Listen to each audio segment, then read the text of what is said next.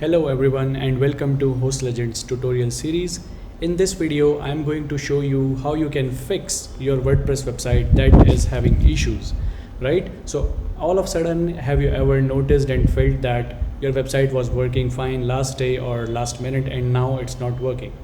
The reason might be anything from changing your hosting settings to your DNS settings or to your some installation of plugins or keeping your website updates, right? So there is no way in the traditional control panels that you can analyze unless you are a coder or you have to ask your hosting support to analyze what kind of problems you have.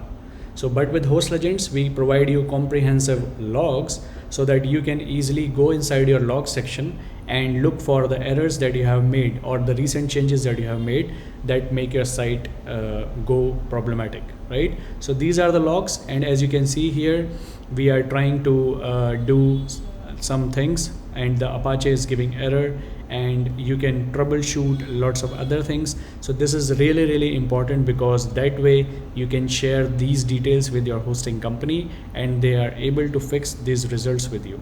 Okay, so these are the logs of your site, and if you want to check the logs for some other site, simply go to that website and it will tell you the logs of that website.